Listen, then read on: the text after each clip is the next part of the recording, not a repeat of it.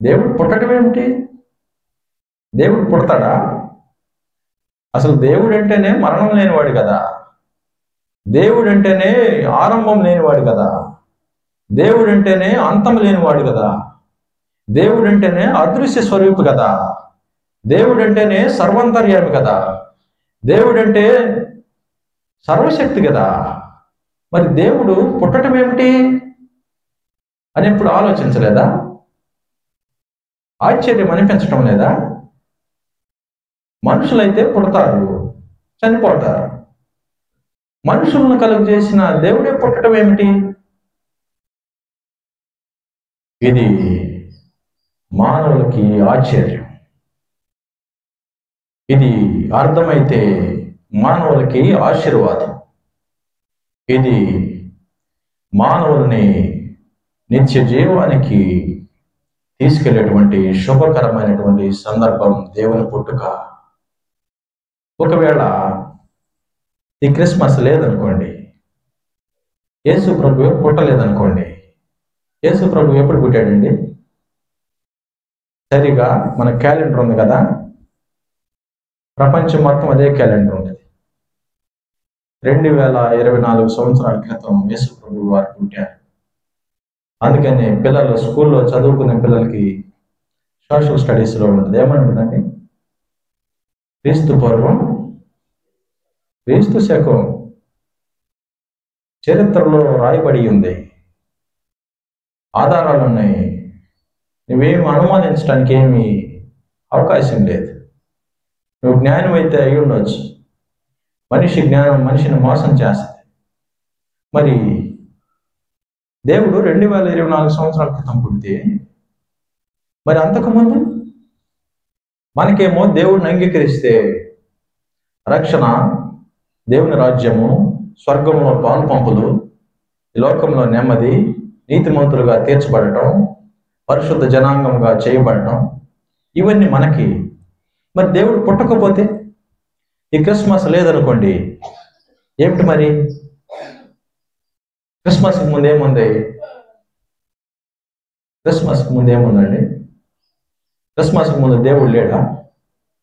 యేసు ప్రభు పుట్టలేదా? యేసు ప్రభు పుట్టక ముందు మరి దేవుడు ఎవరు? యేసు ప్రభువే దేవుడు అయితే యేసు ప్రభు పుట్టక ముందు దేవుడు ఎవరు?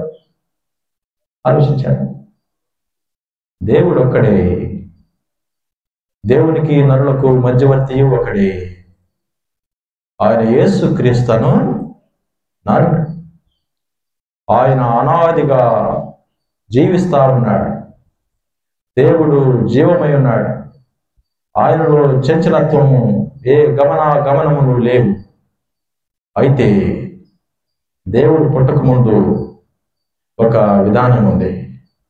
ఏమిటంటే, మనిషి దేవునికి శిరస వహించాల్సిందే, దేవుని ఇష్టానుసారంగా బ్రతకాల్సిందే. మనిషి ఇష్టానికి బ్రతకటానికి అప్పుడు, ఇప్పుడు, ఎప్పుడు, ఇక ముందుకు కూడా అవకాశమే లేదు. నా జీవితం నా ఇష్టానికి బ్రతుకుతా అంటానికి ఏ మనిషికి, నీకేమైనా ఉండొచ్చు, డబ్బులు ఉండొచ్చు, పదవి ఉండొచ్చు, వ్యాపారం ఉండొచ్చు, హోదా ఉండొచ్చు, పదవులు ఉండొచ్చు, అధికారం ఉండొచ్చు, నీకేమైనా ఉండొచ్చు, నీవెవరైనా కావచ్చు. కాకపోతే నీవు మనిషివి. మరి మనిషి దేవుణ్ణి తృణీకరిస్తాడా? మనిషి దేవుని ఎదుట అహంగా ప్రవర్తిస్తాడా? అంతకుముందు, ఈ క్రిస్మస్ ముందు 2024 సంవత్సరాల క్రితం ఎలా ఉండేదంటే, లేఖనంలో రాయబడి ఉంది, పాత నిబంధనలో చదవండి. ఒక మనిషి దేవుణ్ణి సమీపించడానికి ఒక ప్రొసీజర్ ఉందన్నమాట. యాజకుడు ఉంటాడు, మాస్టర్ గారు. మాస్టర్ గారి దగ్గరికి నీ డబ్బులతో వ్యయం చెల్లించి తీసుకెళ్ళాలి. గొర్రెని తీసుకెళ్తావా? మరి మేకను తీసుకెళ్తావా? ఎద్దుని తీసుకెళ్తావా? పావురాన్ని తీసుకెళ్తావా? గొవ్వని తీసుకెళ్తావా? నైవేద్యానికి పిండిని తీసుకెళ్తావా? నూనెని తీసుకెళ్తావా? ఇవన్నీ తీసుకెళ్ళాలి. మనిషి కష్టం చేసి జీవనం సాగించి నువ్వేవైనా చెయ్యి, పని చేస్తావో, వ్యాపారం చేస్తావో, ఉద్యోగం చేస్తావో, నువ్వు అధికారివైనా, రాజువైనా, ప్రధానివైనా, నువ్వు న్యాయాధిపతివైనా, ఎవరివైనా సరే దేవుడి ముందుకి నీ యొక్క కష్టార్జితంలో నుంచి వెల చెల్లించి దేవుడు చెప్పిన ప్రోటోకాల్ కంప్లీట్ చేయాలి. ఒక మనిషి దేవుని దగ్గరికి వెళ్ళాలంటే వ్యయం చెల్లించాలి. వ్యయం చెల్లించి సర్వోన్నతుడైనటువంటి దేవా నన్ను అంగీకరించు, దేవా నాకు ముక్తి ప్రసాదించు, నా పాపములు క్షమించు, నా దేహము, నా మనస్సు, నా హృదయము, నా తలంపులు, నా ఆలోచన ఇదేది సరిగా లేదు, నేను సరిగా బ్రతకలేను, దేవుని ముందు నేను నిలవజాలను, దేవుడు నన్ను అంగీకరింపజాలడు, ఓ దేవా అని చెప్పి ఒక అర్పణ తీసుకెళ్ళి అర్పిస్తే దేవుడు ఏం చేస్తాడంటే, అర్పణ చెల్లించావు కదా, నీ కష్టార్జితంలో నుంచి కొంత సొమ్ము తీసి అర్పణ అర్పించడానికి వెల చెల్లించి కొన్నావు కదా, మరి ఆ అర్పణను బట్టి, నిన్ను బట్టి కాదు, అందంగా ఉన్నావని కాదు, ఇంకా నీకు తెలివితేటలు ఉన్నాయని కాదు, మానవ యోగ్యతలను బట్టి కాదు, మానవునికున్న దేనిని బట్టి కాదు, మనిషికి దేవునికి సంధి కుదిర్చి సమాధానం ఇచ్చే అర్పణను బట్టి దేవుడు కమ్ బాబు రా అనేవాడు. మరి అర్పణ అర్పించాడు, అర్పణ అయిపోయింది, మరలా ఇంటికి వచ్చాడు, మరలా పాపం చేశాడు. మరి ఏమి చేయకూడదో దేవుడే చెప్పాడు. చేయకూడని విషయాలు చేసే సందర్భం వచ్చేసింది. కొన్నిసార్లు సందర్భం రాకపోయినా స్వభావ సిద్ధంగా మనిషి పాపం చేస్తాడు ఎవరైనా. మరి పాపం చేస్తే అప్పుడు మరలా తీసుకెళ్ళాలి, మరలా పని చేయాలి. నీ సొంత ధన నిధిలో నుంచి కొంత భాగం తీసుకెళ్ళి అర్పణ అర్పించి మళ్ళీ దేవుడితో సమాధాన పడాలి. ప్రభు మళ్ళీ పాపం చేశానయ్యా, మరలా తప్పిపోతున్నానయ్యా, దేవుని న్యాయ విధులు, కట్టడలు, ఆజ్ఞలు నేను నెరవేర్చలేకపోతున్నాను ప్రభు అని చెప్పి తల వంచి దీనముగా, ప్రభు ఈ అర్పణ అంగీకరించయ్యా, పేదవాడిని ప్రభు ఎద్దుని కొనలేనయ్యా, నైవేద్యం చేసి ఒక అర్పణ చేసి తీసుకొచ్చానయ్యా, నా యొక్క దీన స్థితిని చూచి నన్ను క్షమించు ప్రభు అని ఒక మానవుడు దేవుడితో సంభాషించి సహవాసం కలిగిన సందర్భం సరిగా 2024 సంవత్సరాల క్రితం వరకు జరుగుతూ వచ్చింది. 2024 సంవత్సరాల క్రితం అప్పటికే ప్రవక్తల ద్వారా తెలియజేయబడింది, మెస్సయ్య పుడుతున్నాడు, దేవుడు వస్తున్నాడు, ఒక అనౌన్స్మెంట్ అయ్యింది. పాత నిబంధన లేఖనంలో రాయబడింది, ఇవన్నీ అంతకుముందు మనం చూసాం. ఒక పెద్ద అనౌన్స్మెంట్ అయ్యింది, దేవుడు పుడుతున్నాడు, దేవుడు జన్మిస్తున్నాడు, దేవుడి జన్మ విధానము ఏ విధంగా ఉంది, కన్యకకు పుడతాడు, ఆయన పరిశుద్ధుడు, ఆయన భుజముల మీద రాజ్యభారం ఉన్నది, ఆయన సర్వమానవాన్ని రక్షించడానికి ఆయన ఎందుకు పుడుతున్నాడంటే చనిపోవడానికి పుడుతున్నాడు, మనుషులందరూ లాలిపాటలు పాడటానికి కాదు. ఏంటండి అసలు ఆ పాట ఎవరు రాశారో కానీ ఆయనకి ఒక పాలపెక్క తీసుకెళ్ళి ఇవ్వాలండి. అసలు నాకు ఆలోచిస్తూ ఉంటారా, వింటాను కదా, ఇంత అజ్ఞానంగా ఆ రాయటం, సమాజంలో సంఘంలో మాట్లాడేటప్పుడు మన మాట మేలుకరంగా ఉండాలి. క్రైస్తవ విశ్వాసంలో కొనసాగే తోటి సహోదరులు దారి తప్పిపోయే విధంగా ఉండకూడదు. తెలియని విషయాలు మాట్లాడకూడదు. మరి అట్లా దేవుని పుట్టుక అట్లా సంభవించింది. ఒక అనౌన్స్మెంట్ జరిగింది, దేవుడు వచ్చేస్తున్నాడని 700 సంవత్సరాల క్రితం నుంచి యెషయా గారు చెప్తున్నారు. దేవుడు ఎట్లా పుడతాడంటే ఒక నక్షత్రం వస్తుంది, ఉదయిస్తుంది. మరి ఆయన దీనుడుగా పుడతాడు, కన్యకకు పుడతాడు అని చాలా ప్రవచనాలు చెప్పేశాడు. ఎందుకంటే గుర్తుపట్టాలి కదా, పుట్టినాక ఈయనే మెస్సియా, ఈయనే అభిషక్తుడు, ఈయనే క్రీస్తు, ఈయనే యేసు, ఈయనే మనుషులకు ప్రయోజనముగా తను తాను అర్పించుకోవడానికి పుట్టింది ఈయనే, దేవుడు ఈయనే అని తెలియాలంటే అనౌన్స్మెంట్ ఉంటుందండి, ఉండదా? ఇక్కడ మనకి కరెంటు బిల్లు కట్టించుకుంటారు. ఈ ఊర్లో ఏం చేస్తారండి? మైక్లో అనౌన్స్మెంట్ ఇస్తారు. పిల్లలకి ఎగ్జామ్ ఫీజు కట్టాలి, ముందే నోటీస్ బోర్డులో రాస్తారు. కోవిడ్ వచ్చినప్పుడు వ్యాక్సిన్ వేయించుకోవాలి, వార్తల్లో ముందుగానే చెప్పారు. ఏమిటండి? ప్రతి విషయము ముందుగా తెలియచేయబడింది. దేవుని పుట్టుక ముందుగానే తెలియచేయబడింది. 20వ అధ్యాయం 28వ వచనం ఇంకొకసారి చూడండి. ఇప్పుడు అర్థమవుతుంది. మనుష్య కుమారుడు, మత్తయి సువార్త 20వ అధ్యాయం 28వ వచనం. అలాగే మనుష్య కుమారుడు పరిచారము చేయించుకున్నటకు రాలేదు, కానీ పరిచారము చేయుటకును అనేకులకు ప్రతిగా విమోచన క్రయధనముగా తన ప్రాణమును ఇచ్చుటకు వచ్చానని చెప్పి. దేవుడు ఎందుకు వచ్చాడని? ఈ క్రిస్టమస్ ఎందుకండి? మానవులకు పుడతారు, చనిపోవడానికి పుడతారు. ఎవరన్నా మా బాబు అండి చచ్చిపోదామని పుట్టాడు అంటారు ఎవరన్నా? పలానా వాడు బాబు అండి, పాప అండి చనిపోవడానికి పుట్టింది అంటారా?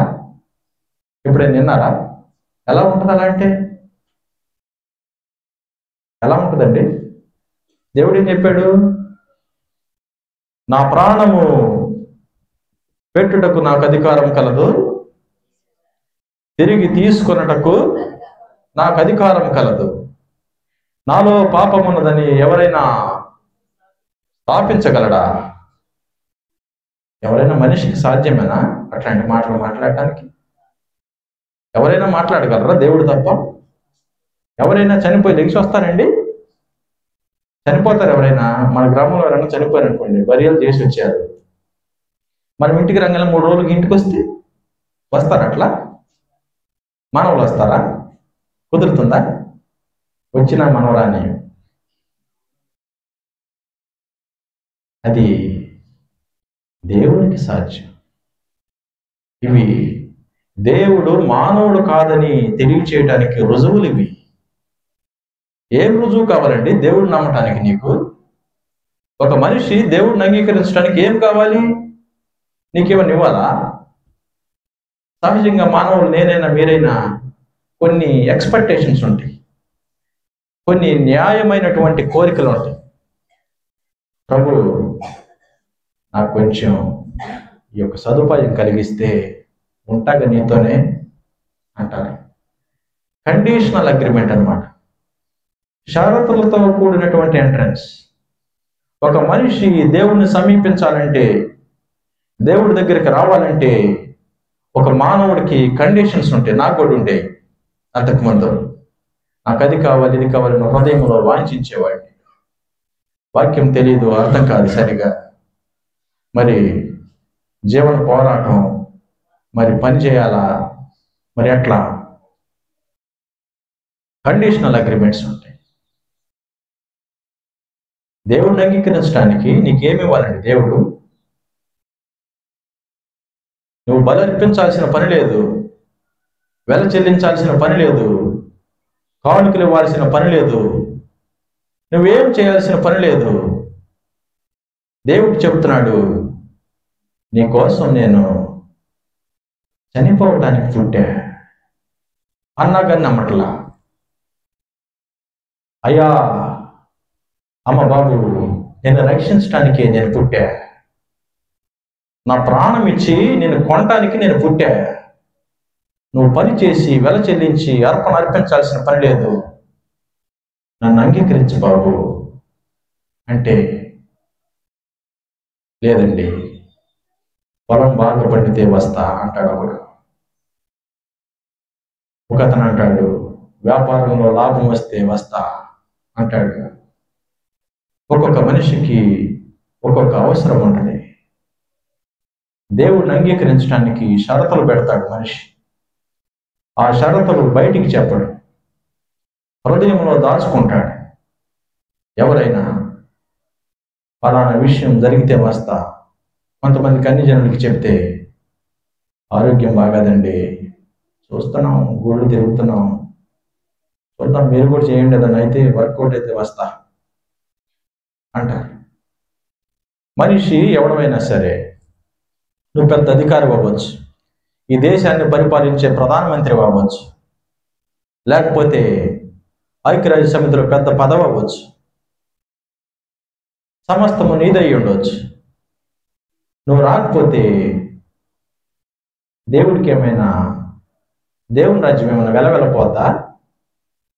ఒక మనిషి మానవ సమాజాన్ని, సృష్టిని, దృశ్యమైన వాటిని, అదృశ్యమైన వాటిని, జీవరాశులను అన్నిటిని దేవుడు కలుగు చేశాడండి. నోటి మాటతో ఒక మనిషి అంటున్నాడు, నేను రానులే, నేను సమృద్ధిగా ఉంది, నేను ఇలా జీవిస్తున్నాలే అని అన్నాడు అనుకోండి. దేవుడు సరేలేరా నువ్వు వద్దన్నాడు అనుకో. అడిగిన ప్రతిసారి ఏదో సంజాయిషి చెప్తున్నాడు, ఫలానా పని ఉందండి, ఇంకా సమయం ఉందండి, ఫలానా విషయం జరగాలండి, వెయిట్ చేస్తున్నానండి, చూస్తున్నా అని అంటున్నాడు. అని అంటే దేవుడు కూడా సరేలే సమయం కాదు కానీ అసలు వద్దులే నువ్వు అన్నాడు అనుకో. సమయం కాదులే బాబు, ఈ జీవితం మొత్తం నీకోసం నీవే జీవించు, నువ్వు వద్దులే అన్నాడు అనుకో. ఎవరికి నష్టం అండి? ఎవరికి నష్టం? నీ డబ్బు నిన్ను రక్షిస్తుందా? నీ దేహము, నీ యొక్క ప్రాణము, ఆత్మ నీ దేహంను విడిచినాక ఎవరైనా దాన్ని ఉంచుకుంటారా? దేహాన్ని, డెడ్ బాడీని ఏం చేస్తారండి? ఎవరైనా చనిపోగలే టైం అడుగుతారు వెళ్ళంగలే. ఎప్పుడు జరిగిందండి? మరి ఎప్పుడు అంటారు మళ్ళీ. ఏంటంటే దాచిపెట్టే వస్తువు కాదు అది, బీరువాలో పెట్టేది కాదు, బ్యాంక్ లాకర్లో ఎవరు పెట్టుకోరు నీ దేహాన్ని. నీ దేహాన్ని ఎవరు కొనరు. ఇంట్లో పశువు చనిపోతే దాన్ని తీసుకెళ్ళి కొంటున్నారు కొంత వెలిచ్చి. మనిషి చనిపోతే మరి ఎవరు కొంటలా? మరి ఏం చేస్తావు? దేవుడిని అంగీకరించకుండా మనిషి ఏం చేస్తాడండి?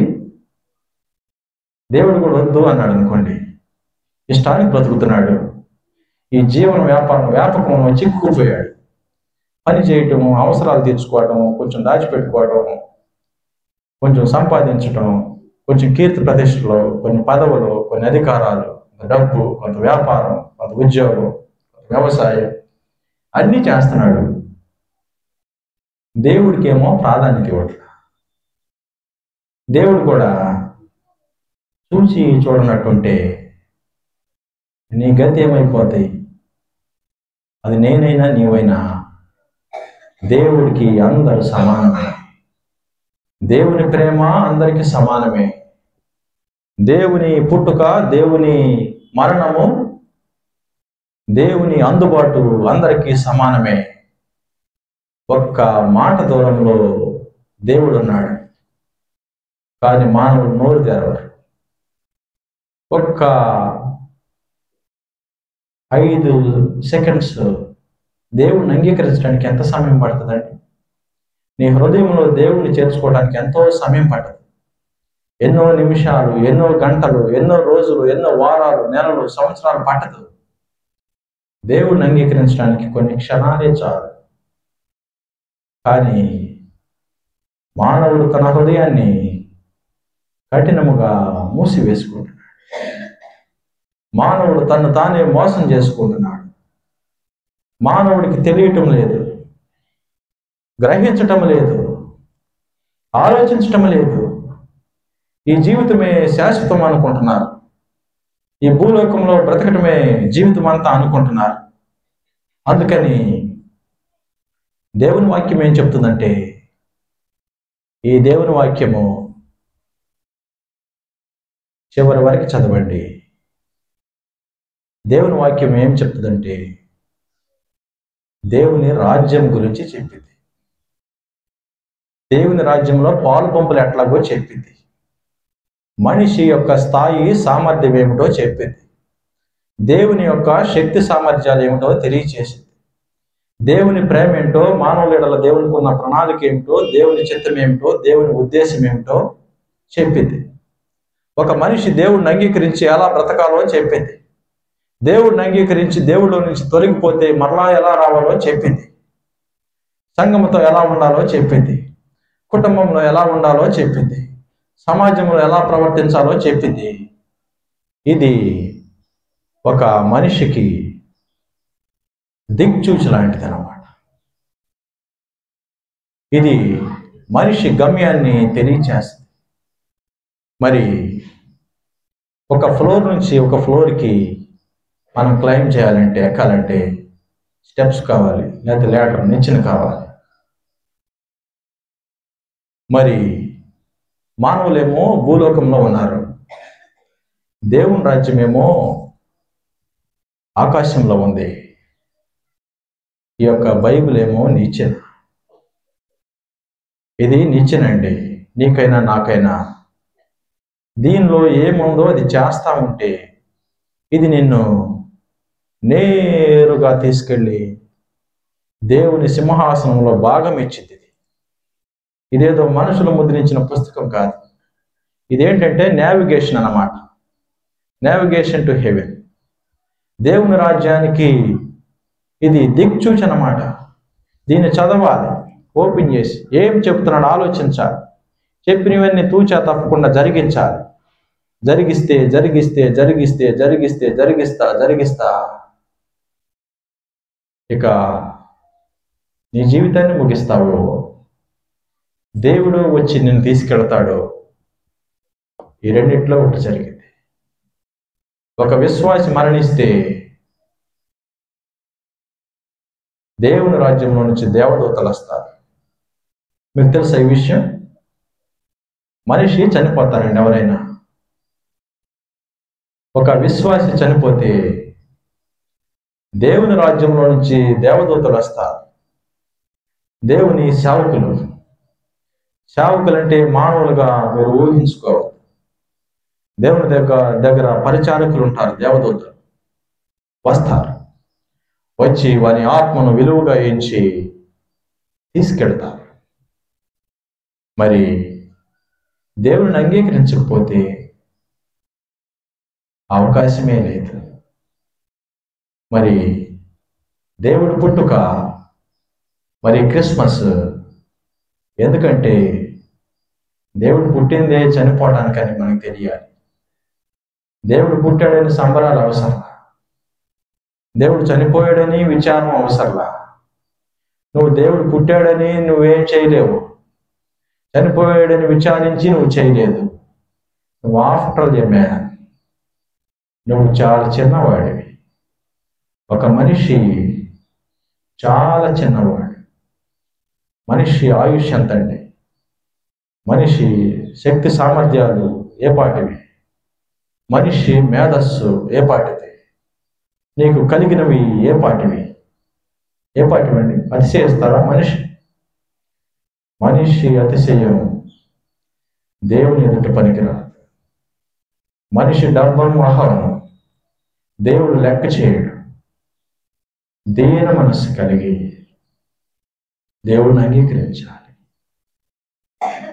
ఇష్టముగా ప్రేమగా దేవుణ్ణి సమీపించాలి. మరి క్రిస్మస్ అంటే ఏమిటంటే కొన్ని మాటలు చెప్తాను. కొంచెం నిద్ర వస్తున్నట్టుంది, పర్లేదు, మెలకుగా వాళ్ళనేనండి. క్రిస్మస్ అంటే దేవుణ్ణి అంగీకరించడానికి ఇది ఒక శుభ సమయం. మిగిలిన రోజులన్నీ మన పనులు, ఉద్యోగాలు, వ్యాపారాల్లో బిజీగా ఉంటారు మనుషులందరూ. జీవనం చేయాలి కదా. ఈరోజు వచ్చింది, ఈ రోజైనా ఆలోచించాలి. ఏమిటిది అని ఆలోచించాలి. దేవుడే పుట్టాడా? చనిపోవటానికే పుట్టాడా? అయ్యో, నా కోసం చనిపోవటానికి పుట్టాడా? నన్ను రక్షించడానికి చనిపోవటానికి పుట్టాడా? ఇంతటి మహా గొప్ప శుభకరమైనటువంటి విషయం నేను అంగీకరిస్తా అని ముందుకు వచ్చేటువంటి రోజు ఈరోజు. చక్కగా మంచి ఆహారం చేసుకుని స్నేహితులతో, బంధువులతో తిని పడుకునే సమయం కాదు. దేవుడు పుట్టుకుని గుర్తించే సమయం. తర్వాత దేవునికి విధేయత చూపించాలి. బాప్తిస్మములో సాక్ష్యం ఇవ్వాలి. మరి మనసులో అంగీకరించావు, నోటితో ఒప్పుకున్నావు. మరి మూడవది ఏంటంటే బాప్తిస్మములో సాక్ష్యం. బాప్తిస్మం అంటే ఏంటంటే మనుషులు దేవుడిని అంగీకరిస్తారు. ఎట్లా? పెద్ద సెంటర్లో బ్యానర్ వేస్తారా? మన సెంటర్లో బస్ స్టాండ్ దగ్గర ఫలానా వ్యక్తి నేను దేవుడిని అంగీకరించానని చెప్తారని అక్కడ పెట్టి రాస్తారు. లేకపోతే ఏమన్నా పేపర్ అడ్వర్టైజ్మెంట్ కానీ, టీవీ అడ్వర్టైజ్మెంట్ కానీ ఏమైనా ఇస్తారా? ఎందుకని? అది మన వ్యక్తిగత విషయం. అది నీకు నాకు దేవునికి మధ్య జరిగే విషయం. అది ఇద్దరు మనుషుల మధ్య జరిగిన ఒప్పందం. అది దేవునికి ఒక పాపికి మధ్యలో ఒక ఒడంబడిక. అది రహస్యంగా జరిగింది, ఎవరికీ తెలియదు. హృదయంలో అంగీకరించేసావు.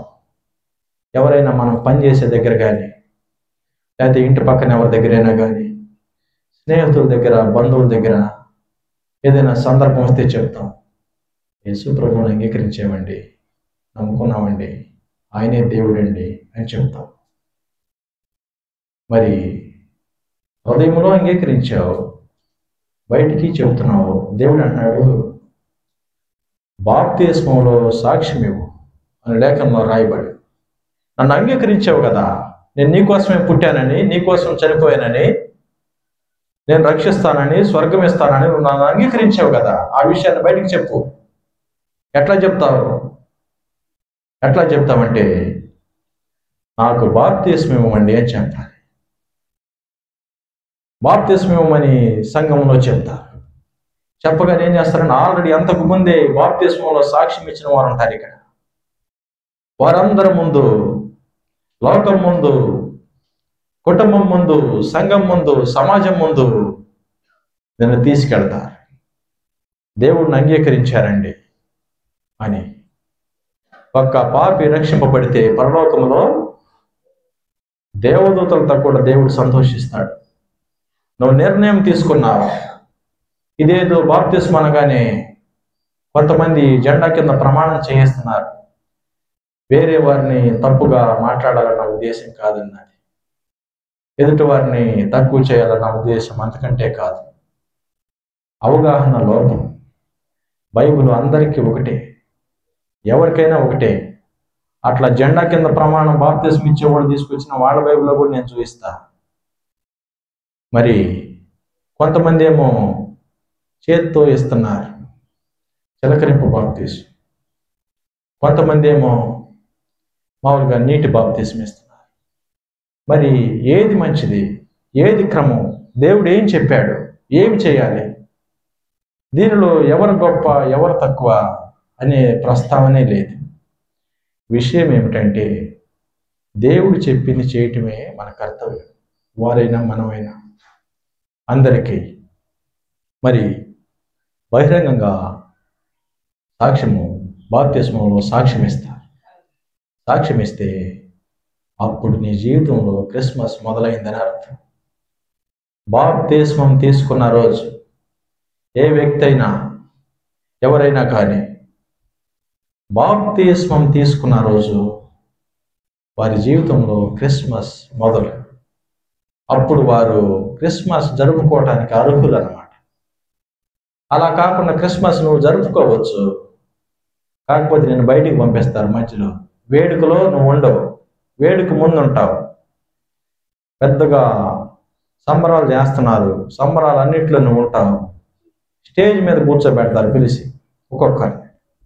ఆ సమయంలో నీ పేరు ఉండదు, నీకు గుర్తింపు ఉండదు, నీకు ఆహ్వానం ఉండదు, నీకు పిలుపు ఉండదు. నిన్ను త్రోసి వేస్తారు, నిన్ను తీసుకెళ్ళి పక్కన విడిచిపెడతారు. ఎందుకంటే నువ్వు సాక్ష్యం ఇవ్వాలా. కానీ నువ్వు అనుకుంటున్నావు నేను క్రైస్తవుడినే అని, నువ్వు అనుకుంటున్నావు నేను కూడా దేవుడితో ఉన్నానని. కానీ నువ్వు దేవుడు చెప్పింది జరిగించలేదు కనుక నువ్వు వద్దు బాబు అంటాడు. నువ్వు నీతిగా బ్రతకవచ్చు, ధర్మకార్యాలు చేయొచ్చు, యథార్థంగా ఉండొచ్చు, పరులకు మేలు చేయొచ్చు, నువ్వేమైనా చేయొచ్చు. బాప్తిస్మం తీసుకోలేదు కనుక నీకు లేదు బాబు అంటారు. బాప్తిస్మం తీసుకున్న రోజు ఒక మనిషి జీవితంలో క్రిస్మస్ మొదలైంది. ఆ క్రిస్మస్కి అర్థం అతనికి అర్థమైనట్టు బాప్తిస్మం తీసుకున్నాడండి. తర్వాత సంఘములో చేర్చబడట అంటే అంతకుముందు మనలాగా బాప్తిస్మం దేవుడిని అంగీకరించి బాప్తిస్మం తీసుకున్న సమూహాన్ని సంఘం అంటారు. అందరితో కలుస్తాం మనం ఏమిటంటే ఇరుకు మార్గమున ప్రవేశింప పోరాడుడి అని ఉంది కదా. ఇరుకు మార్గంలో ప్రవేశించే కొద్దిలో నువ్వు కూడా చేర్చబడతావు. తర్వాత దేవుడు ఆత్మనిస్తాడు. ఎప్పుడైతే బాప్తిస్మం తీసుకుంటాడో దేవుని ఆత్మ ఇస్తాడు. మనిషి ఆత్మ ఉంటుంది, నీకు దేవుని ఆత్మ ఇస్తాడు. ఇక దేవుడు నీలో ఉంటాడు. హృదయమే మీ ఆలయమైన నా ఆలయం అన్నదని, దేవుని ఆలయమైనదని మీకు తెలియదు. నీ హృదయంలో నీకు దేవుడు వచ్చేస్తాడు. నువ్వు చేయాల్సింది జరిగించాల్సిందంతా జరిగించేశావు. హృదయంలో దేవుడిని అంగీకరించేశావు. దేవుడు పుట్టింది నా కోసమని నీకు అర్థమైపోయింది. బాప్తిస్మం కూడా తీసేసుకున్నావు. Oh my dear son, I am your father అంటాడు దేవుడు. నేను నీ తండ్రిని, నేను నీ స్నేహితుడను, నేను నీకు యజమానుడను, నేను నీలో నివాసం చేస్తాను, మన ఇద్దరం కలిసి జీవిద్దాం అంటాడు దేవుడు. ఇక తర్వాత వాక్యానుసారంగా బ్రతకటం. ప్రతిరోజు ప్రతిదినము దేవుని వాక్యం ఏముందో ధ్యానించటం, వాక్యానుసారంగా బ్రతకటం. దేవునికి మనల్ని మనం సజీవ యాగముగా అర్పించుకోవాలి. బ్రతికి ఉండగానే నేను దేవుని కోసం బ్రతుకుతున్నానండి, ఇంకేం అర్థమైపోయింది నాకు అని అన్నారు మీరు ఎప్పుడైనా? మీలో ఎవరైనా అన్నారా? ఎప్పుడైనా ఎవరినైనా విన్నారా? నేనేంటండి దేవుడి కోసం బ్రతుకుతున్నాలే అని అంటూ ఎప్పుడైనా విన్నారా? మీకు ఎప్పుడు అనిపించలేదా నేను ఎందుకు ఈ జీవితం బ్రతుకుతున్నాను కానీ దేవుడి కోసం అనిపించలేదా? మీరు ఆ మాట అనటం లేదు, ఆ మాట వినటం లేదు, అట్లా అనిపించటం లేదంటే దేవుడికి మీకు చాలా గ్యాప్ ఉందని అర్థం. దేవుడితో కలిసి బ్రతకటం లేదని అర్థమాట. చాలామంది నేను చూస్తుంటాను, మనిషికి సంఘంలో ఒక జీవితం ఉంటుంది. ప్రార్థనకు వచ్చినంతసేపు, వాక్యం విన్నంతసేపు పరవశించిపోతారు. ఇదేమిటో ఇకంతా భక్తి వచ్చేసి పొర్లు పారిపోయింది అన్నట్టు. మళ్ళీ ఇంటికి వెళ్ళగానే వాళ్ళంతా మామూలుగానే ఉంటుంది. ఈ మార్పు కంటిన్యూటీ ఉండదు. సహజంగా క్రైస్తవ జీవితాన్ని ఆరంభించినప్పుడు నాకైనా మీకైనా అందరికీ జరిగే విషయం. క్రైస్తవ జీవితం అనేది ఒక సాధన. అదేమిటంటే విడువక సాధన చేయాలి. ఒక విషయాన్ని పదే పదే మీకు అబద్ధాలు చెప్పే అలవాటు ఉందనుకోండి, అయితే ఇక్కడ మాటలు అక్కడ చెప్పే అలవాటు ఉందనుకోండి, మనిషి వెళ్ళిపోయినాక మాట్లాడే అలవాటు ఉందనుకోండి, దేవుడి దగ్గరికి వస్తున్నావు, ఆరాధన చేస్తున్నావు, అంత క్రమంగా జీవిస్తున్నావు, మరలా స్లిప్ అయిపోతావు. కానీ దేవుని ఆత్మ ఉంటుంది, అలా మాట్లాడనే కూడదు, అలా ప్రవర్తింపనే కూడదు అని గద్దిస్తూ ఉంటుంది. అప్పుడు క్రమముగా క్రమముగా క్రమముగా కొద్ది కాలానికి మార్పు చెందుతారు. నువ్వు మార్పు చెందటం లేదంటే దాని అర్థం ఏమిటంటే దేవుని వాక్య సాధనలో నీవు లేవని అర్థం. దేవుడికి నీ జీవితంలో ప్రాధాన్యత లేదని అర్థం. మనం చెప్పుకోవచ్చు ఏదైనా, 30 సంవత్సరాలు అవుతుందండి బాప్తీసం తీసుకుని, ఆ చర్చిలో మా నాన్నగారు పెద్ద సంఘ పెద్దండి, ఆ చర్చి కట్టించింది మేమేనండి, కానుకలు ఇస్తాం, పలహారాలు కూడా ఇస్తామండి అని చెప్పుకోవచ్చు. నీలో మార్పు లేకపోతే దేవుడు అంటాడు, ఏమంటాడండి? దేవుడు ఏమంటాడు? ఏమని రాయబడి ఉంది దేవుని వాక్యంలో? మార్పు చెందని ఒక క్రైస్తవుడిని దేవుడు ఏమని సంబోధిస్తాడండి? ఏమని సంబోధిస్తాడండి? ఉపమానము 5 తలాంతులు, 3 తలాంతులు, 1 తలాంతు, అక్కడ ఏం సంపాదిస్తాడండి?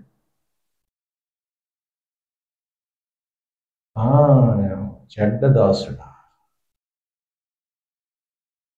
అంటాడు. నీకు నా ఆత్మనిస్తే, దేవుడు నన్ను నేనే తెలియజేస్తే, నీ హృదయమును నాకు ఆలయముగా చేసుకుని నీలో ఉంటే, నీ మనస్సాక్షి ద్వారా నీకు అన్నీ చెబుతుంటే, దేవుని వాక్యాన్ని ఇచ్చి నీకు నువ్వు ప్రేరేపిస్తుంటే, సంఘాన్ని ఇచ్చి, సేవకుడిని ఇచ్చి, సమాజాన్ని ఇచ్చి, నీకు నీతి ఏదో, నీతి కానిదేదో, పరిశుద్ధత ఏంటో, అపవిత్రత ఏమిటో అన్నీ చెప్తుంటే, ఇష్టానికి బతికేవేంట్రా అన్నాడు అనుకోండి దేవుడు.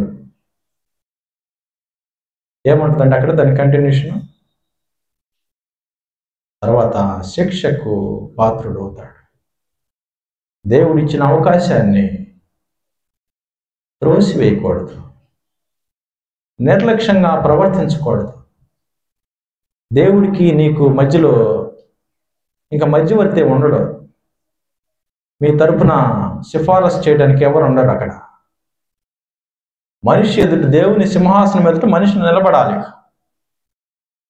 దేవుడు తీర్పు తీర్చున్నప్పుడు ఒకరి కార్యములు చెడ్డవైనా సరే, మంచివైనా సరే, వాటి క్రమంలో తీర్పులోకి వస్తాయి.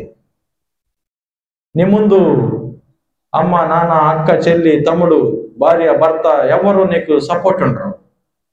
దేవుని ఎదుట ఇట్లా నిలబడే రోజు ఒకటి వస్తుంది. దేవుడు సమాజాన్ని అడగడు, నిన్నే అడుగుతాడు. ఏంటమ్మా ఇలా బ్రతికేవా? అయితే నువ్వు నాకు వద్దులే అంటే ఏం చేస్తారండి? అందుకని మరి దేవునికి సజీవంగా మనల్ని మనం అప్పగించుకొని అంతము వరకు నమ్మకంగా జీవించాలి, దేవుని రాజ్యంలో చేర్చబడాలి. మరి ఇది దేవుడు పుట్టుకకు మనిషి జరిగించాల్సినటువంటి విధి. దేవుడిని గుర్తించాలి, దేవుడిని అంగీకరించాలి. దేవుడు నా కోసమే పుట్టాడు, చనిపోవటానికే పుట్టాడు, నా కోసం ప్రాయశ్చిత్తం చెల్లించడానికి పుట్టాడు, నేనేం వెల చెల్లించాల్సిన పని లేదు, ఉచితంగా రక్షించడానికి పుట్టాడు. ఓ దేవా, నా కోసమే పుట్టావు అని దేవుడిని అంగీకరించి మనం యొక్క క్రిస్మస్ని జరుపుకోవాలి. దేవుని యొక్క పుట్టుకను జ్ఞాపకం చేసుకోవాలి. ఇక రెండవదిగా మార్కు సువార్త 4వ అధ్యాయం 34వ వచనం. కొంచెం వాటర్ ఎత్తరమ్మ బాజీ.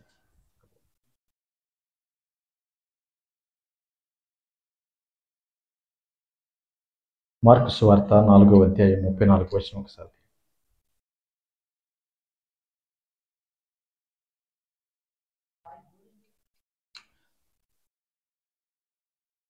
మార్కు సువార్త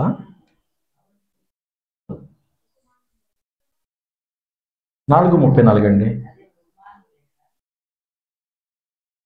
ఒక్క నిమిషం అంటే నేను చూస్తున్నాను.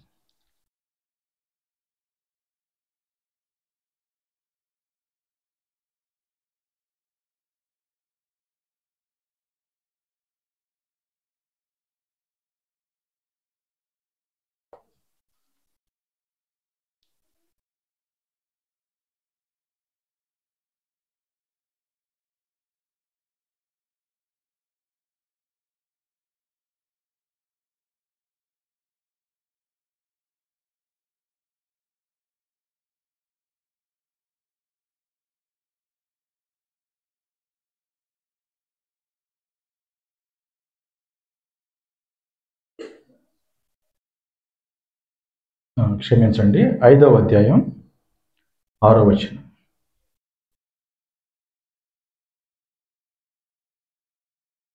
వాడు దూరం నుండి యేసును చూచి పరుగెత్తుకొని వచ్చి ఆయనకు నమస్కారము చేసి. ఎవరండి అతను? ఒక విషయము జరిగింది.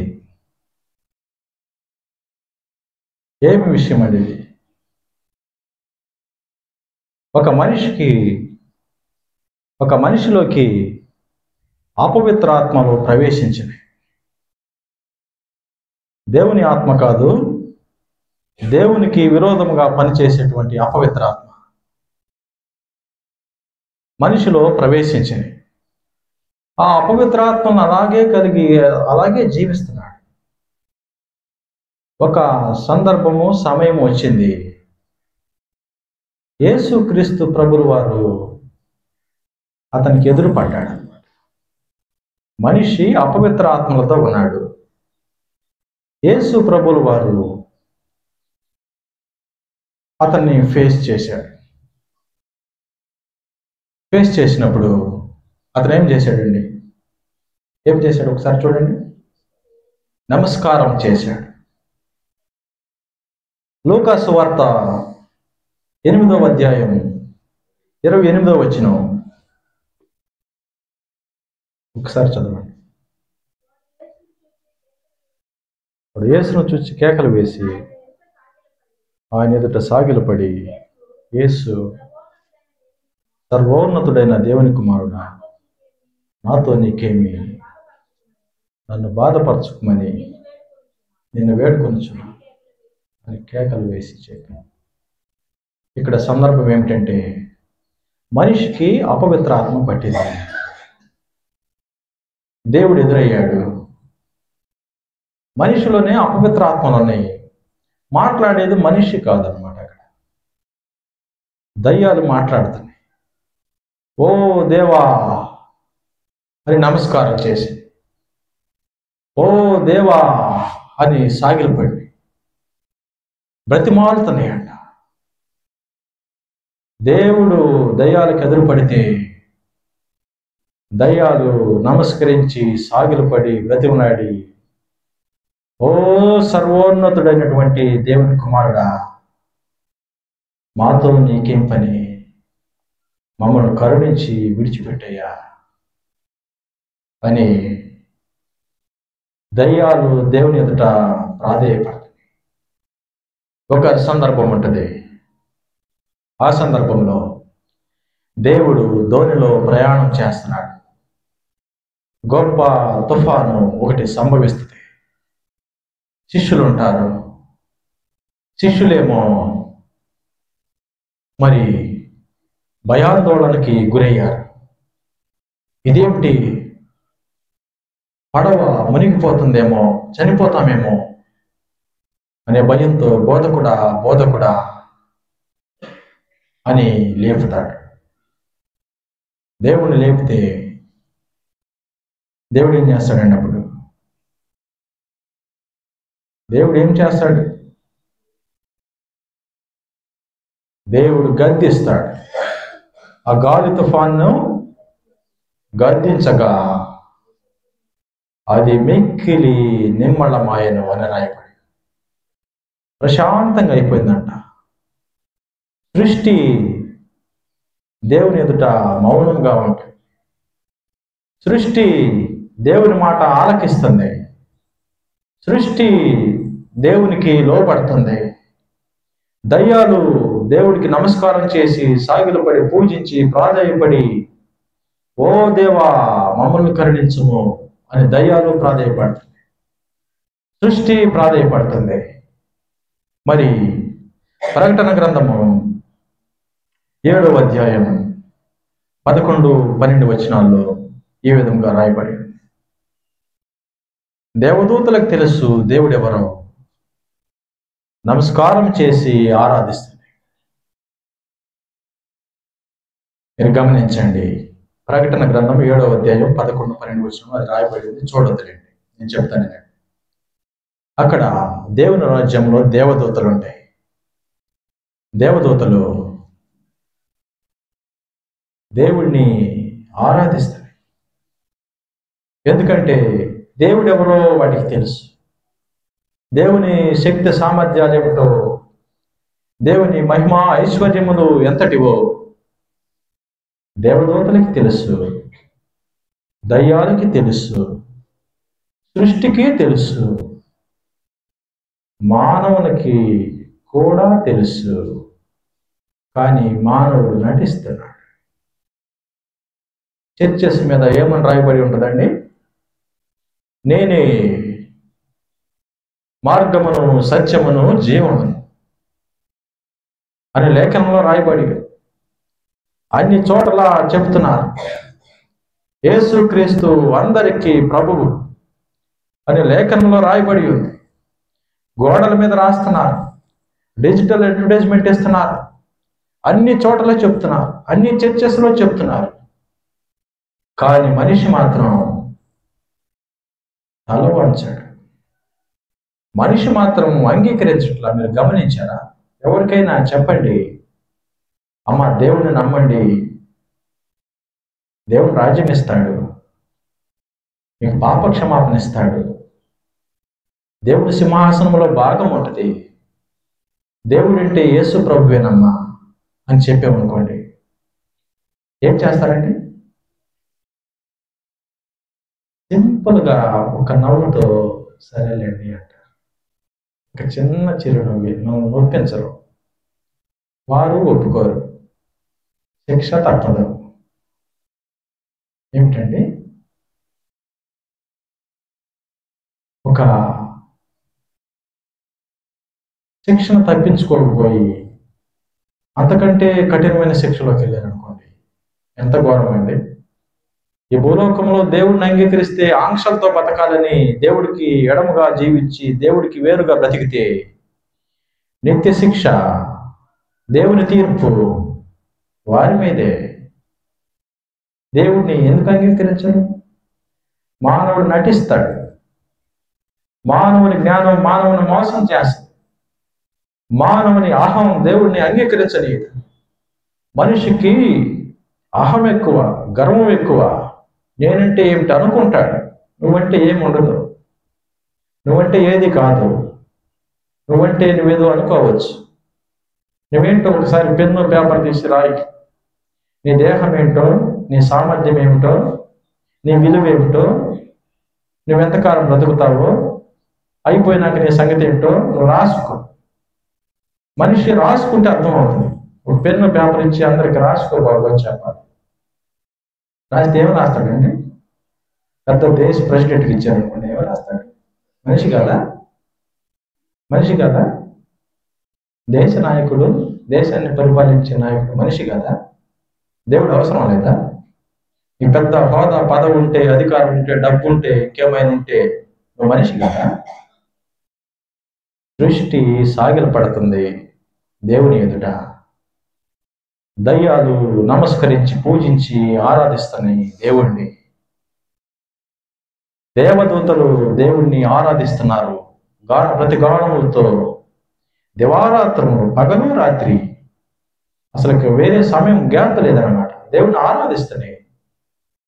ఒక మనిషి మాత్రం దేవుడు తెలిసి కూడా, దేవుడు పుట్టాడని తెలుసు, రక్షించడానికి పుట్టాడని తెలుసు, పండగ చేస్తాడు, నాన్ వెజ్ తెచ్చి తింటాడు, బట్టలు ధరిస్తాడు, అన్నీ చేస్తాడు, అని దేవుడి దగ్గర రాడు. మనిషి జ్ఞానం, మనిషి శక్తి సామర్థ్యాలు ఎవరిని మోసం చేస్తాయండి? ఎవరిని మోసం చేస్తాయి? పెద్ద జ్ఞానివైతే నిన్నే మోసం చేస్తాయి. నేను నీవే మోసం చేసుకోగా, నీకు నీవే శిక్షగా వెతికి కారణం నువ్వే అవ్వచ్చు. మరి ఆ సంగతి మరి అట్లా మరి ఏం చేయాలి? మనిషి ఏం చేయాలండి? దేవదూతలు ఆరాధిస్తున్నాయి, దయ్యాలు ఆరాధిస్తున్నాయి, సృష్టి సాగిలు పడుతుంది, విధేయత చూపుతుంది, మనిషి మాత్రం లోబట్టల్లా. దేవుడు మనుషులకు ఒకటి చెప్పాడు, నేనే మార్గమును సత్యమును జీవమునంటే దాన్ని రివర్స్లో చదవండి. జీవమునకు సత్యమైన మార్గము నేనే. నేనే అంటే ఆ మాట ఎవరు చెప్పారు? ఎవరు చెప్పారండి? పాస్టర్ గారు చెప్పాడా? పౌలు గారు చెప్పారా? స్వయాన యేసుక్రీస్తు ప్రభువు వారి నోటితో చెప్పారు, నేనే మార్గము, నేనే సత్యము, నేనే జీవము, నేనే. జీవము అంటే స్వర్గము అని అర్థం. జీవము అంటే మరణము లేనిది అని అర్థం. జీవము అంటే లివింగ్ బీయింగ్ అని అర్థం. నువ్వు ఎప్పుడూ బ్రతకాలంటే, స్వర్గంలో ఉండాలంటే మార్గము నేనే, సత్యము నేనే, సత్యమైన మార్గము నేనే. తర్వాత నువ్వు ఉండేది నాలోనే, నాతోనే, జీవము నేనే అని దేవుడు చెప్పాడు కదా. చెప్పి ప్రోటోకాల్ ఇస్తున్నాడు మనుషులందరికీ. తీయండి ఒక్కసారి మార్కు సువార్త 16వ అధ్యాయం 16వ వచనం.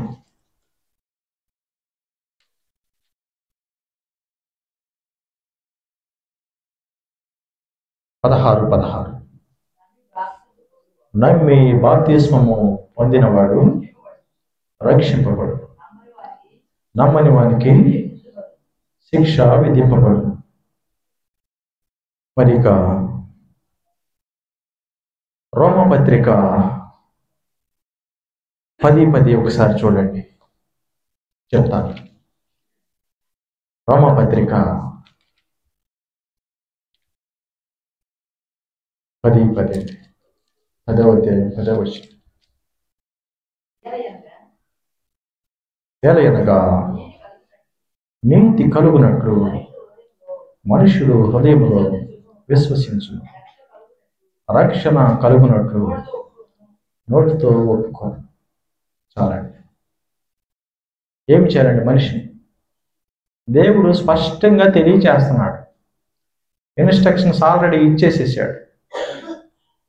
నువ్వు హృదయంలో విశ్వాసం ఉంచు, నోటితో ఒప్పుకో, మరి బాప్తిస్మము తీసుకో, నమ్మి బాప్తిస్మము తీసుకోమని మార్కు 16:16లో చదివాక ఏం చేయాలండి? హృదయంలో అంగీకరించాలి, నోటితో ఒప్పుకోవాలి, నమ్మి దేవుణ్ణి నమ్మి బాప్తిస్మము తీసుకోవాలి. ఏమన్నది అక్కడ? నమ్మి బాప్తిస్మం పొందినవాడు రక్షింపబడు, నమ్మని వానికి ఇంకా అది మనకి సంబంధం లేదు. ఎందుకంటే మనం నమ్మాం కాబట్టి శిక్ష గురించి మనం ధ్యానం చేయాల్సిన పని లేదు. మరి మానవ సమాజానికి దేవుడు ఇచ్చాడు, సమయం మించిపోలే, ఇంకా సమయం ఇంకా ఉంది. దేవుడు చెప్తున్నాడు, మరి మానవుడు చేయాల్సిన విధి ఏమిటంటే హృదయములు అంగీకరించి నోటితో ఒప్పుకొని బాప్తిసం తీసుకుంటే ఎలిజిబిలిటీ వస్తుంది. ప్రయాణం చేయడానికి, స్వర్గానికి ప్రయాణం చేయాలంటే ఒక టికెట్ కొనాలి. ఆ టికెట్ ఏమిటంటే యేసు ప్రభువుని హృదయములు అంగీకరించి నోటితో ఒప్పుకొని బాప్తిసం తీసుకుంటే ప్రాథమికంగా పార్షియల్ ఎంట్రీ అయిపోయింది. పాక్షికంగా నువ్వు దేవుని రాజ్యంలో పాల్పంపులు పొందినట్టు. తర్వాత దేవుని ఆజ్ఞానుసారం నా బ్రతుకు, ప్రవర్తన, జీవితము, పనులు దేవుడు చెప్పాడు ఇలా బ్రతకాలని. అలా ఉందో లేదో సరి చేసుకుంటా, మార్చుకుంటా దేవుడి దగ్గర ప్రయాణం చేస్తాం. అప్పుడు దేవుని రాజ్యాన్ని పొందుతాం. మరి మనుషులకి దేవుడు ఇన్స్ట్రక్షన్స్ ఇచ్చేసాడు, కానీ అంగీకరించట్లా. ఎందుకని ఎప్పుడైనా ఆలోచించారా? మనిషికి ఒకటి అహం ఎక్కువ. అన్ని సౌకర్యాలు ఉన్నాయి, దేవుని అవసరం తెలియట్లేదు. 3 సిగ్గు ఎక్కువ. మనుషులు దేవుణ్ణి అంగీకరించాలంటే సిగ్గుపడతారు. సమాజం ఏమనుకుంటుందోనండి, మనం పలానా చర్చికి వెళితే, దేవుని దగ్గరికి వెళితే ఏమనుకుంటారోనండి అని సమాజానికి భయపడతారు. కానీ సమాజం నీకెప్పుడు భయపడదు.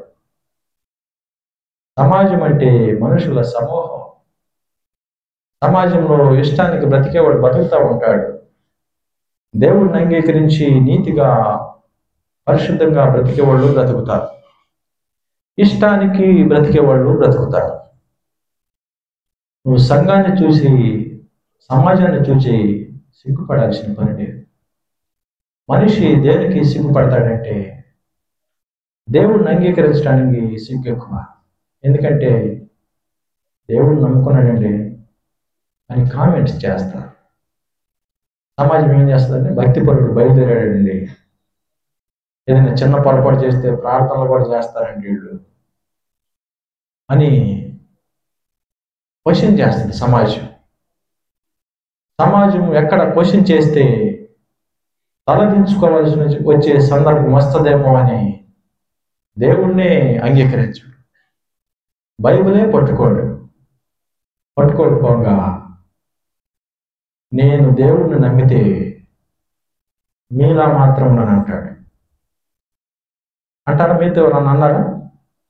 వాళ్ళు కరెక్ట్ కదండి, దేవుని దగ్గరికి వెళ్తున్నారు కానీ, సంఘంలో ఉన్నారు కానీ వాళ్ళ గురించి మీకు తెలియదండి, అది కరెక్ట్ కదా, అట్లా ఉండకూడదు, ఉంటే ఇటన్నా ఉండాలి అటన్నా ఉండాలి అంటారు. మాట అనటం చాలా సులువు. ఎవరికైనా బ్రతికితే దాని భారం తెలుస్తుంది.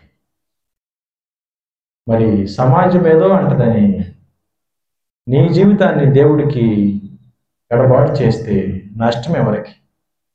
దేవుని ఎదుట దేవునికి సమాధానం చెప్పవలసింది నువ్వా సమాజమా? ఫలానా వ్యక్తి రాబాబు అంటాడు, తమ వరుసలో నుంచోవాలి దేవుని ఎదుట. మన సమయం వస్తుంది, మన పక్కన సమాజం ఉండదు.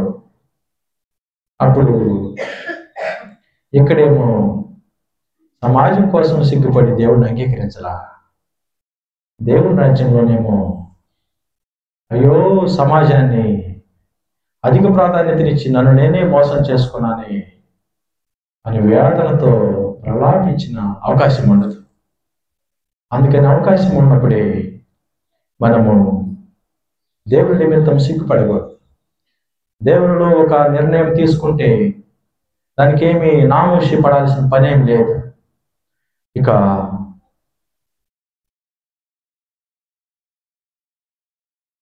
దేవుని లోకం నిమిత్తం సిగ్గుపడాల్సిన పని లేదు. ఎందుకంటే రక్షణ నీకు వ్యక్తిగతమైనది, అది నీకు కుటుంబం మొత్తానికి ఇచ్చేది కాదు, లేకపోతే ఒక ఏరియా మొత్తానికి ఇచ్చేది కాదు, ఒక గ్రూప్ ఆఫ్ పీపుల్కి ఇచ్చేది కాదు.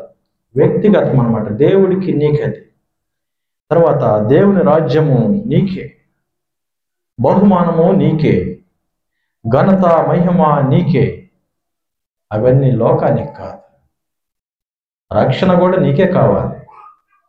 మరి దేవుణ్ణి అంగీకరించడానికి ఇంకా ఆలస్యం చేయడానికి మరో సందర్భం రావాల్సిన పని లేదు. దేవుడు పుట్టాడని నీకు అర్థమైతే, మనుషులను రక్షించడానికి దేవుడు వచ్చాడని నీకు అర్థమైతే, హృదయంలో దేవుడిని అంగీకరించేసేయాలి. ఆలస్యమే చేయకూడదు. కొంతమందికి పాపం చేయడానికి మనుషులకు సిగ్గు ఉండదు. పాపమేమో రహస్యంగా దాచిపెడతాం, అవునా కాదండి? పాపం చేసేవాళ్ళు ఏం చెప్తారా? నా పాపం చెప్తున్నానండి అని చెప్తారు. ఇంట్లో చెప్తారా? అయితే ఎవరికైనా చెప్తారా? పాపాన్ని సమాజం ఉంటుంది. పాపం చేసేది కూడా సమాజంలోనే. మరి దేవుని నిమిత్తం సిగ్గుపడేది సమాజంలోనే. పాపం చేయటానికేమో మనిషికి సిగ్గు ఉండదు. రహస్యంగా దాచిపెట్టి దాన్ని కొనసాగిస్తారు, హృదయంలో ఉంచుకుంటారు. మరి అపవిత్రంగా జీవించడానికైనా ఇష్టపడతారు, కానీ బహిరంగంగా దేవుడిని ఒప్పుకోవడానికి మనుషులు ఒప్పుకోరు. అట్లాంటి పరిస్థితి ఉంటే దేవుడి దగ్గర విడిచిపెట్టి మరి దేవుడిని అంగీకరించాలి. అక్రమంగా అన్యాయంగా బ్రతకటానికి లేని సిగ్గు దేవుడిని అంగీకరించడానికి ఎందుకండి? మనుషులకి దేవుడిని అంగీకరించడానికి మనిషికి అడ్డొచ్చే ఏ విషయానైనా విడిచిపెట్టలేడా? దేవుడు నేనేం అడగడు. నువ్వు పని చేసి వస్తే డబ్బులు తీసురా బాబు అని అంటావు. లేకపోతే నువ్వు దాచిపెట్టి బంగారం కొంటే ఒక మొక్క తీసుకొచ్చి చేయమ్మా అని అంటావు. లేకపోతే నీ బ్యాంక్ బ్యాలెన్స్ లాకర్లు తీసుకొచ్చి బాబు ఇవ్వమని అంటావు. దేవుడు చెప్పేది ఏంటంటే నీ హృదయం ఇవ్వయ్యా అని చెప్తాడు. మనుషులేమో వ్యయ ప్రయాసలు వచ్చి ఇవి సంపాదిస్తూ ఉంటారు, లోక సంబంధమైన విషయాలు సంపాదిస్తూ ఉంటారు. మరి నిజమైన అవగాహన ఉంటే క్రిస్మస్ మన కోసమే. మరి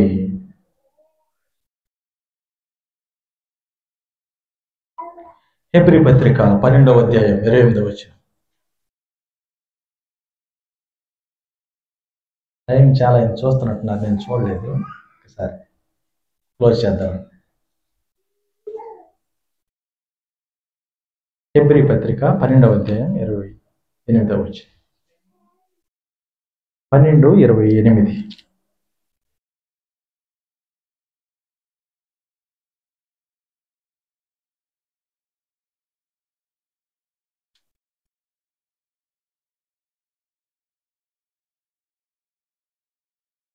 అందువలన మనము నిశ్చలమైన రాజ్యమును పొంది దైవ కృప కలిగిందు. ఆ కృప కలిగి వినయ భక్తులతో దేవునికి ప్రీతికరమైన సేవ చేయడం మేలైనగా మన దేవుడు దహించు అగ్ని అయ్యాడు. దేవుని రాజ్యము పొందుతామని మనకు తెలిసిపోయింది. అంటే స్వర్గం వస్తుంది అన్న విషయం తెలిసిపోయింది. తెలిసినాక ఏం చేయాలంటే, యేసు ప్రభు ఉచితంగా స్వర్గం ఇస్తున్నావు కదా, నీకు థ్యాంక్స్ ప్రభు అని చెప్పమని అక్కడ రాసి ఉంది. ఏం అడగట్లా దేవుడు, థ్యాంక్స్ చెప్పమంటున్నాడు. ఆరాధన అంటే ఏదో కాదు. ఆరాధన అంటే ఏదో కాదండి. కొద్దిమందికి బహిరంగంగా ప్రార్థించటం, ఆరాధించటం కొంచెం బిడియం, కొంచెం సిగ్గు, కొంచెం రానితనం ఏదో ఉంటుంది. దేవుడు నీ నోటి గుండా వచ్చే మాటలు చూడు, నీ హృదయంలో ఉద్దేశం చూస్తాడు, నీ హృదయంలో తలంపు చూస్తాడు. దేవుడు చెప్తున్నాడు, దేవుని రాజ్యము వస్తుందని నీకు తెలిసిపోయింది కదా, కొంచెం థ్యాంక్స్ చెప్పకూడదు అంటున్నాడు. థ్యాంక్స్ చెప్పు అంటున్నాడు. దేవుడు నా కోసమే పుట్టాడని తెలిసిపోయింది, రక్షించాడని తెలిసిపోయింది. దేవుడు చెప్తున్నాడు థ్యాంక్స్ చెప్పమని. మరి మనం అందరం కూడా ఈ యొక్క ఆరాధన దినం, దేవుడు పుట్టిన దినం, ప్రభువా మీరు నా కోసమే పుట్టారు, నన్ను రక్షించడానికి పుట్టారు, స్వర్గంలో భాగం ఇవ్వటానికి పుట్టారు, సింహాసనంలో స్థానం ఇవ్వటానికి పుట్టారు, నన్ను ఈ లోకం నుంచి రక్షించడానికి పుట్టారు అని హృదయంలో తలంచి నోటితో ఒప్పుకొని, బయటికి ఆరాధన చేయలేని వారు లోపల మీ మనసులోనైనా చేసుకోవచ్చు. అదేమి దేవుడు మనిషి హృదయాన్ని చూస్తాడు. ఇంపైన మాటలు, నేర్పుగా పలికే మాటలు పలికితే అది దేవుడు అంగీకరిస్తాడు అనుకోబాకండి. కొద్దిమందికి రాదు. ఒక బైబిల్లో ఒక సందర్భం ఉంది. ఏంటండి అది? పరిసయ్యులు, సుంకరి. ఏమంటాడండి అతను? సుంకరి వచ్చి, నేను ఈ పరిసయ్యుని వలె లేను, కానుకలు ఇస్తున్నా, దశంభాగాలు ఇస్తున్నా, నువ్వు చెప్పినది చేస్తున్నా అని అంటాడు. ఆయనేమో ఏమంటాడు సుంకరి? ప్రభు, ఆకాశం వైపు నా కన్నులు ఎత్తుటకైనా నాకు ధైర్యం సరిపోవడం లేదు. ఓ దేవా, నన్ను కరుణించు ప్రభు, నేను పాపిని కదా అని అడుగుతాడు. పరిసయ్యుడేమో నేను నీతికి బతుకుతున్నా, కానుకలు ఇస్తున్నా, దశంభాగం ఇస్తున్నా, సోపులు జీలకర్రలు అన్ని ఇస్తున్నా, నేను ఈడిలాగా పాపిలాగా లేను ప్రభు అంటున్నాడు. ఆయనేమో దేవా, నీ ఇంకా చూడలేకపోతున్నాను ప్రభు, నన్ను కరుణించయ్యా అన్నాడు. దేవుడు ఎవరిని కరుణించాడండి? హృదయాన్ని చూస్తాడు దేవుడు. నేర్పుగా మాట్లాడే మాటల్లో ఏమి ఉండదు. మీరు ఆరాధన చేసేటప్పుడు మీ హృదయంలో దేవుడికి కృతజ్ఞత తెలియచేయండి, మీ ఆరాధన తెలియచేయండి. ఇక మూడవదిగా నేను ముగించేస్తాను, ఒక 10 minutes. నేను సమయం ఎంత అయింది అనుకోలేదు. లేటుగా ప్రారంభించామా? ఎన్నింటికి ప్రారంభించాము? పాటలు అయ్యేసరికి 12 అయిందా? సరే, ఒక 10 నిమిషాలు. మనం 2 భాగాలు చూసి, దేవుడు పుట్టాడు,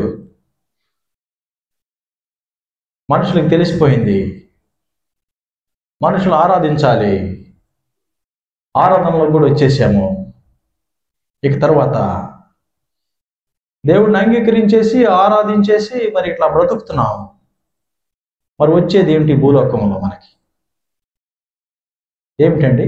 పనికి వెళ్తే సాయంత్రానికి ఎంతో రావాలి, జాబ్ చేస్తే నెలకి ఎంతో ఇవ్వాలి, వ్యాపారం చేస్తే లాభాలు రావాలి. మరి దేవుడిని సేవించి మరి ఏ బాబు జడికి కూర్చో, మరి మనకేంటి ప్రయోజనం ఏమిటి? విశ్వాసికి దేవుడిని అంగీకరించినాక భక్తి సాధనలో ఉంటే ఏమిటండి ప్రయోజనం? ఈ భూలోకంలో ఏంటి? దేవుని రాజ్యం ఇస్తాడు, మంచిగానే ఉంది. ఈ భూలోకంలో ఏమొస్తుంది? దేవుడిని అంగీకరించిన వారికి చెప్పండి, ఏమొస్తుంది?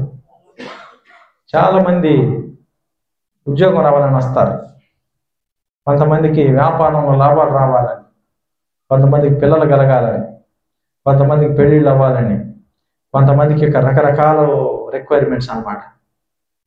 మరి దయ్యాలు పోవాలని, ఇట్లా రకరకాలుగా వస్తారు. మరి దేవుడి దగ్గరికి వస్తే అవి ఇస్తాడా, లేకపోతే ఏమి ఇస్తాడు? ఇంకొక విషయాన్ని చెప్తాను. అపోస్తలుడైన పౌలు గారు, పాస్టర్ గారు ఉన్నారు కదా, పాస్టర్ గారు ఏం చేశాడండి? పాస్టర్ గారి కంట ఆయన జేబులో కర్చీఫ్ తీసి అట్లా తగిలితే ఎవరికైతే తగిలిందో వాళ్ళకి స్వస్థత వచ్చేసేదంట. ఆయన నడుస్తుంటే నీడబడితే స్వస్థత వచ్చేసేదంట. ఆయన అట్లా చూస్తే స్వస్థత వచ్చేసేదంట. పేతురు గారు ఉన్నారు. పేతురు గారు ఏం చేశారండి? ఆలయం ముందు పేతురు యోహాను పుట్టుక కుంటు వారిని స్వస్థపరిచి లేపారా లేదు? ఎంత భక్తి చేశారండి? వారు చేసే జీవనాధారాన్ని వదిలిపెట్టారు. దేవుడు ఏమన్నాడు? కమ్ ఫాలో మీ అన్నాడు, నన్ను వెంబడించండి అన్నాడు. వెంబడించమంటే ఏం చేశారు వాళ్ళు? పడవని విడిచిపెట్టారు, వలలో విడిచిపెట్టారు, వారి జీవనోపాధిని విడిచిపెట్టారు, వచ్చేసారు, యేసు ప్రభువుని వెంబడించారు. మరి ఏమొచ్చింది వారికి? ఏమొచ్చిందండి? బాగా ప్రయాసతో దేవుని పనిచేశారు, దేవుని ఆత్మ కలిగి జీవించారు, ఆశ్చర్యకార్యాలు చేశారు, అద్భుతాలు చేశారు, దయ్యాలు వెళ్ళగొట్టారు, స్వస్థతలు చేశారు, ప్రార్థనలు చేశారు, బోధించారు. అంత బాగానే ఉంది. వారి ముగింపు చూసారా ఎట్లా ఉంటుంది? పౌలు గారిని ఎట్లా చంపారండి?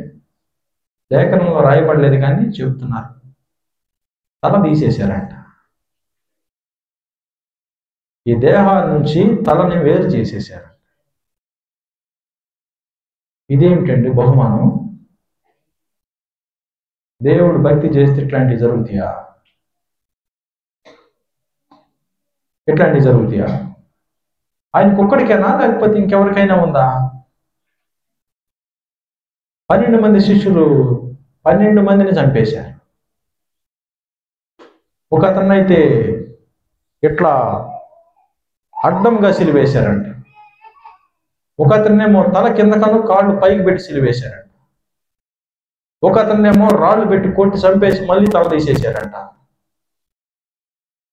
ఇట్లా దేవుడిని అంగీకరిస్తే ఇదేమిటండి అసలు? ఎప్పుడైనా గమనించారా? పాస్టర్ గారు ఏమన్నా ప్రార్థన చేస్తాడు, పాస్టర్ గారు కూడా హాస్పిటల్కి వెళ్తాడు. గమనించారా?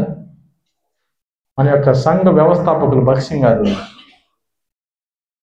మరి ఎంత పరిచర్య చేశారు, ఎంత త్యాగం, ఎంత సమర్పణ, కుటుంబాన్ని విడిచిపెట్టి, పిల్లల్ని విడిచిపెట్టి, ఉద్యోగాన్ని విడిచిపెట్టి, పేరు ప్రఖ్యాతులు విడిచిపెట్టి, అంత విడిచిపెట్టి వచ్చాడు. అన్ని చేశాడు. ఆయన కూడా ఎంతో ప్రయాస భారంతో జీవితాన్ని త్యాగం చేసి దేవుడికి అప్పగించి చేశాడు. ఏమొచ్చిందండి? చివరికి ఆయనకి నాస్ట్రల్స్లో ఉన్న ట్యూబ్స్ చేసి ఆహారం ఇచ్చాడు.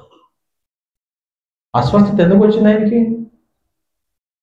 సేవ చేశాడు కదా, దేవుడి కోసం అన్ని విడిచిపెట్టాడు కదా. పిల్లల్ని ఎవరైనా విడిచిపెడతారండి? కుటుంబాన్ని ఎవరైనా విడిచిపెడతారండి? ఉద్యోగాన్ని, పెద్ద చదువు ఎవరైనా విడిచిపెడతారండి?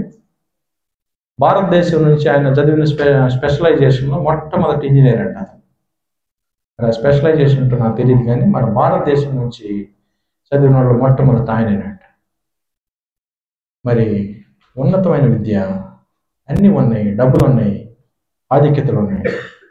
దేవుడిని వెంబడించి దేవుడు పని చేశాడు. వచ్చింది ఏంటి? బహుమానం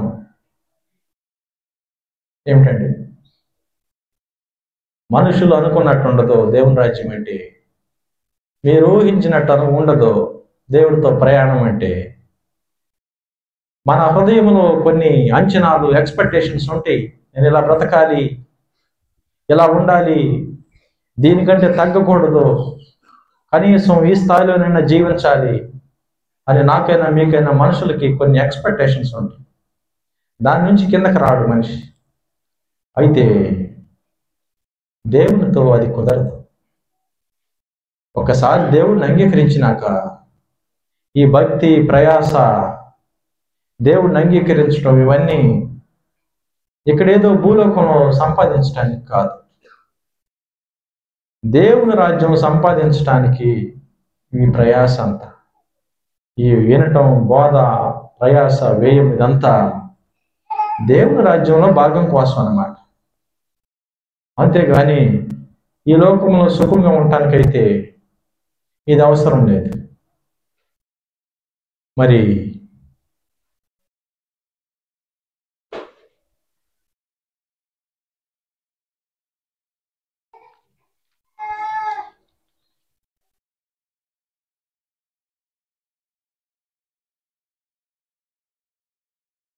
ప్రపంచంలో సుమారుగా 800 కోట్ల పైగా జనం ఉన్నారు.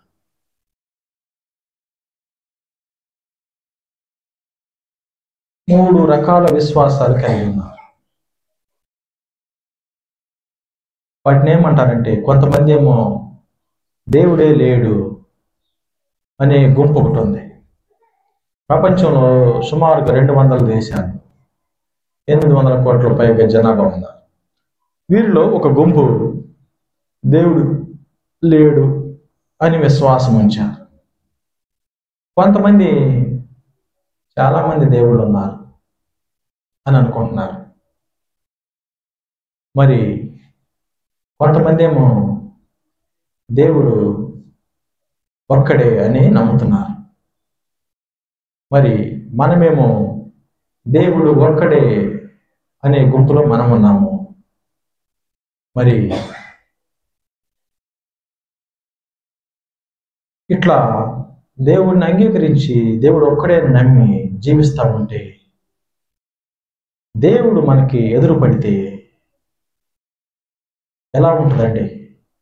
దేవుడు పుట్టే ముందు దేవుడు వారి అమ్మగారి పేరు ఏంటండి? యేసుక్రీస్తు ప్రభు వారి అమ్మ పేరు ఏంటండి? మరియమ్మ గారు. మరియమ్మ గారికి దేవుడు ప్రత్యక్షం కాకముందు ఒక విషయం సంభవించింది. ఏ విషయం సంభవించింది? ఆమెకేమో ప్రదానం చేయబడింది కానీ వివాహం జరగల. వివాహం జరగకుండానే గర్భవతి అయ్యింది. మరి జోసెఫ్ గారికేమో అవమానం. ఇదేమిటి, నేను వివాహం చేసుకోబోయాను, ముందుగానే గర్భవతి అని సమాజం ఏమనుకుంటుందో అని దేవుడేమో మరి వారి ద్వారా వస్తున్నాడు. దేవుడేమో వారికి సమీపంగా ఉన్నారు. చాలామంది మరియమ్మ గారిని పూజిస్తారు, గౌరవిస్తారు. జోసెఫ్ గారిని గౌరవిస్తారు, పూజిస్తారు.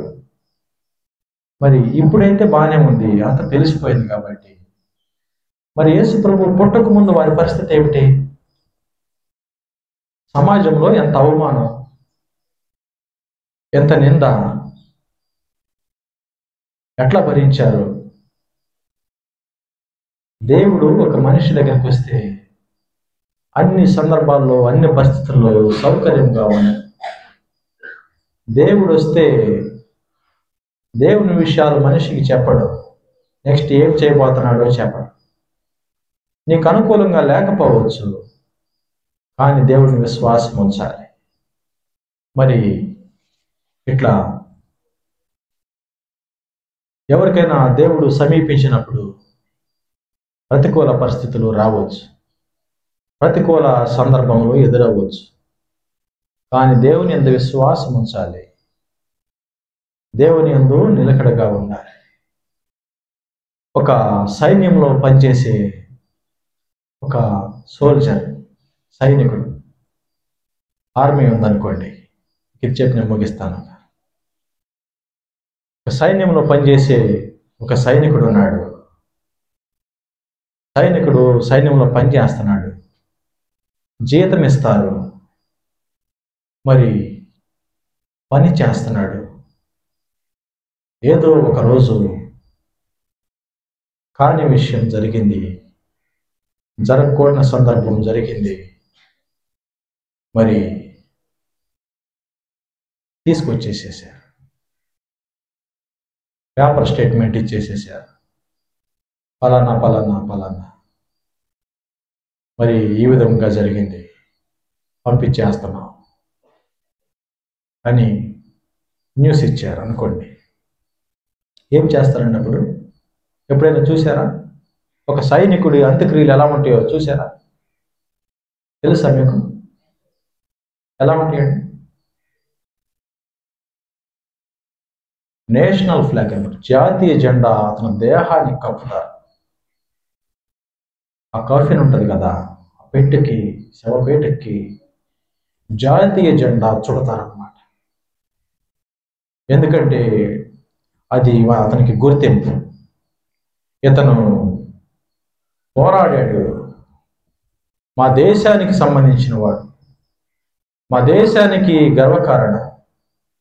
ఇతని మరణం వ్యర్థం కాదు, ఇతని మరణం గుర్తిస్తున్నాం, ఇతని మరణాన్ని గౌరవిస్తున్నాం అని జాతీయ జెండా శవపేటకు చుడతారు.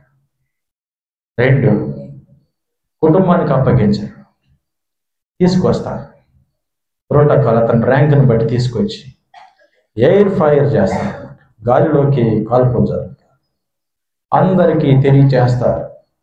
మహాఘనత వహించినటువంటి సైనికుడు తన ప్రాణాన్ని దేశం కోసం, తన సేవ కోసం అర్పించాడు. అందరూ చెవులతో వినండి, ఇదిగో తెలియచేయబడి ఒక సైనికుడు అస్తమించాడు అని ఫైర్ చేస్తారు. 3వది, ఆ సైనికులు శాల్యూట్ చేస్తారు, అతను గౌరవించి వందనం సమర్పిస్తారు. చివరిగా ఒక సైనికునికి జీతం తీసుకుని పనిచేసే సైనికునికి ఒక దేశం ఇచ్చే గుర్తింపు ఇది. ఆ దేశము యొక్క మీరు నేషనల్ ఫ్లాగ్ రివర్స్ చేసి పెట్టినా మిమ్మల్ని తీసుకెళ్ళి జైల్లో వేస్తారు, తెలుసా లేదు? జాతీయ జెండాని రివర్స్ చేసి పెడితే ఒప్పుకోదు దేశము.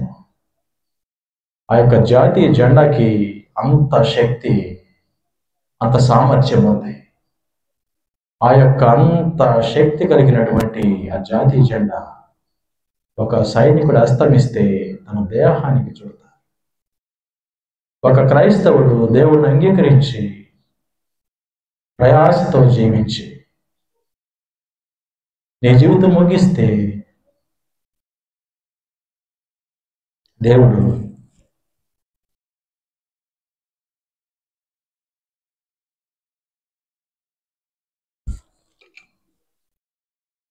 మనిషి ఒక విశ్వాసి జీవితం వ్యర్థం కాదు.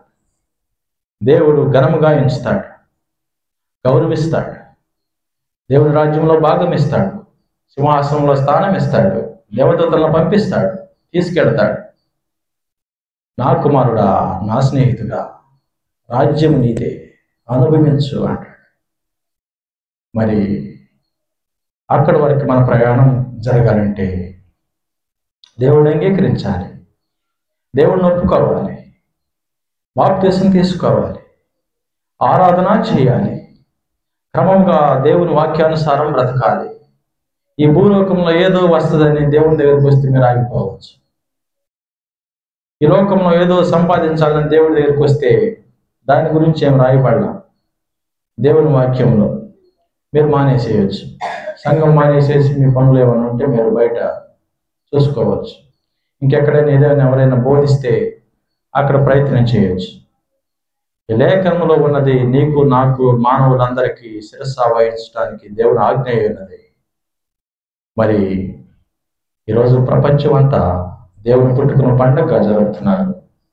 మనకైతే రక్షణ దినం.